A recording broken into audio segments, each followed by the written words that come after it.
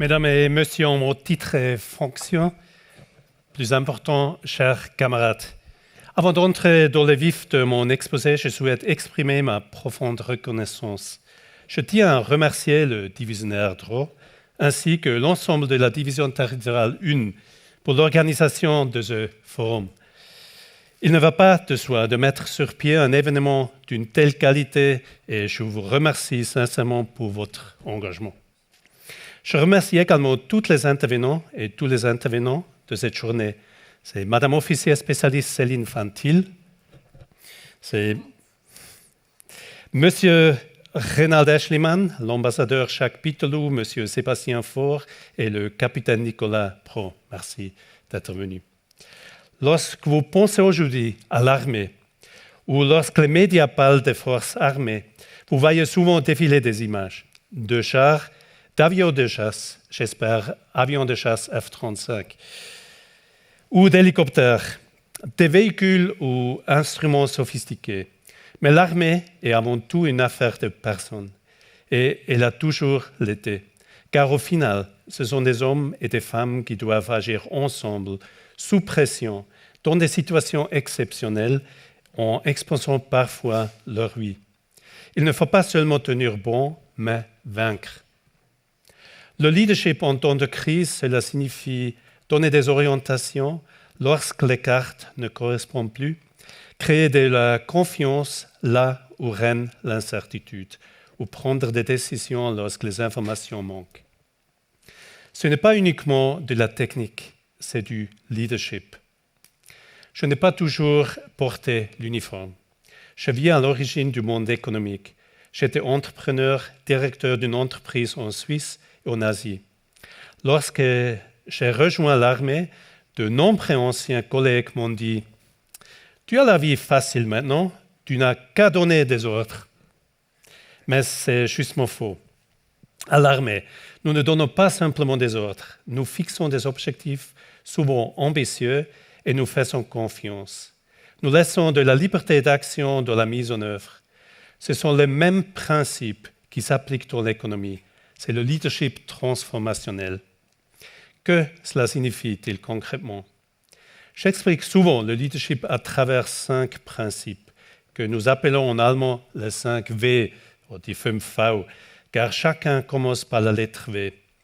Le premier, c'est Vorbild, exemplarité. Après la vision, après Verständnis, la compréhension, Vertrauen, la confiance, Verantwortung, la responsabilité. Ce sont ces 5 principes du leadership transformationnel, les 5 V qui structurent notre culture de commandement dans l'armée et qui nous guident en situation de crise. Je commence par le premier principe. Le premier V, c'est Vorbild ou l'exemplarité. Le leadership ne commence pas chez les autres, il commence chez moi. Celui qui n'est pas prêt à incarner lui-même ce qu'il exige des autres n'obtiendra pas leur adhésion. Les exigences envers les leaders sont élevées. Nous voyons de nombreux leaders dans la société civile comme dans l'armée échouer à leurs propres exigences. Ils deviennent cyniques, aigris, fatigués. C'est pourquoi il faut chaque jour se lever et essayer d'être à la hauteur de ses propres exigences, pas de manière parfaite, mais de manière crédible et ainsi devenir un exemple. Celui qui veut diriger quand les choses deviennent difficiles doit commencer par lui-même. Je poursuis avec le deuxième principe, le deuxième V, c'est vision ou la vision. Des visions dans l'armée, pour certains, cela peut sembler étrange, mais une vision signifie formuler un objectif qui touche les cœurs. En Ukraine, les soldats ne se battent pas parce qu'ils sont obligés, ils se battent pour une idée, pour une vision, pour un pays libre et souverain. Cela donne une direction et du sens, et cela est aussi nécessaire dans les entreprises, les administrations et dans chaque crise. Car quand plus personne ne sait pourquoi il fait quelque chose, l'action s'arrête. Passons au troisième principe, le troisième V, c'est Verständnis ou la compréhension. Les crises provoquent des frictions, de la frustration, de la résistance. Dans ces moments, un simple « c'est un ordre » ne suffit pas. Il faut de la compréhension. Pas au sens de solliciter l'unanimité, mais de comprendre et de mettre en contexte. Je me souviens de situations sur le terrain lorsque nous réveillons une troupe en pleine nuit pour prendre une position sous la pluie. Personne n'est enthousiaste. Certains grondent et ne sont peut-être pas d'accord avec moi. En tant que supérieur, je peux comprendre cela et malgré tout exécuter la mission. Comprendre avant de vouloir être compris, voilà, c'est la clé, surtout en situation critique. Passons maintenant au quatrième principe. Le quatrième V, c'est Vertrauen, ou c'est la confiance. Dans l'armée, nous ne dirigeons pas seulement par des ordres, nous dirigeons avec des missions. Nous appelons ça Auftragstaktik, la tactique par mission. Nous cherchons des talents, nous les formons. Nous leur donnons les moyens et l'espace pour l'agir. Faire confiance n'est pas une faiblesse, c'est une force de leadership. La confiance n'est pas un luxe, elle est une nécessité. Personne ne peut, en temps de crise, prendre seul toutes les décisions. Celui qui veut tout contrôler ralentit le système. Celui qui peut lâcher prise le renforce. Et souvent, cela permet de faire émerger des solutions que l'on n'aurait jamais ordonnées soi-même et qui sont meilleures que toute directive. Et enfin, le cinquième principe, le cinquième V, c'est Verantwortung ou la responsabilité. La responsabilité est l'opposé d'une organisation anonyme. J'ai vu dans le secteur privé comment la responsabilité se dilue dans les processus et au final, personne n'est responsable. Mais cela ne fonctionne pas quand la situation devient sérieuse. Alors, il faut une personne, un visage, quelqu'un qui dise « j'en prends la responsabilité ».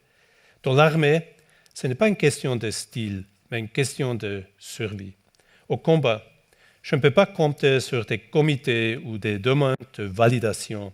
Je dois pouvoir compter sur l'exécution de mes ordres. C'est cela, la responsabilité. Selon le degré d'urgence et l'importance stratégique, un autre style de leadership est nécessaire. C'est pourquoi j'en viens maintenant à un deuxième grand bloc. C'est le style de leadership en situation critique.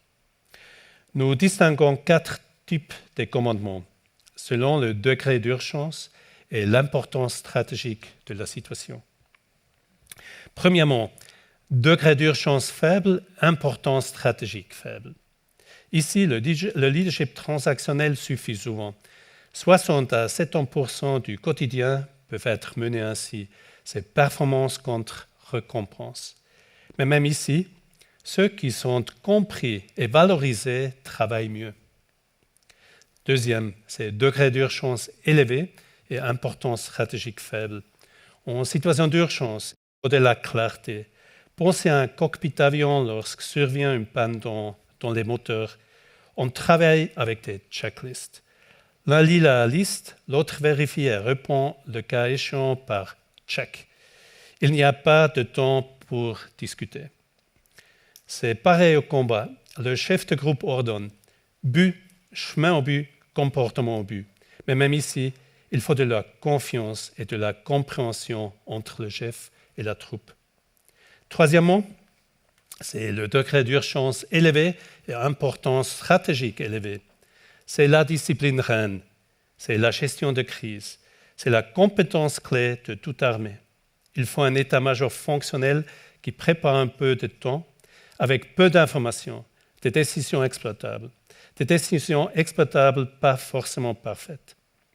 Il faut des rôles clairs, des produits clairs, un espace structuré et une culture de la confiance qui a été construite à l'avance, pas au moment où tout brûle. Quatrièmement, degré d'urgence faible, importance stratégique élevée. Ici, c'est l'endroit idéal pour le leadership. C'est idéal pour le leadership transformationnel. Travailler avec des visions, gagner les collaborateurs émotionnellement pour un objectif, gagner des cœurs. De nombreuses entreprises à succès le font. Pour conclure, permettez-moi encore d'ajouter ceci. Celui qui veut diriger en temps de crise a besoin de plus que des méthodes. Il a besoin d'une boussole. Et cette boussole, ce sont les 5 principes du leadership transformationnel, ce sont les 5 V. Il nous donne de l'orientation, il nous aide à créer de la sécurité en temps d'incertitude. Et dans l'armée, nous avons le privilège de pouvoir compter sur une solide formation des cadres, sur un système de milice qui lie l'armée à la société et sur une culture dans laquelle la responsabilité n'est pas déléguée, mais vécue. Le leadership, ce n'est pas quand tout fonctionne. Le leadership, c'est quand la situation est difficile et que quelqu'un dit, malgré tout, je prends mes responsabilités. Je vous remercie.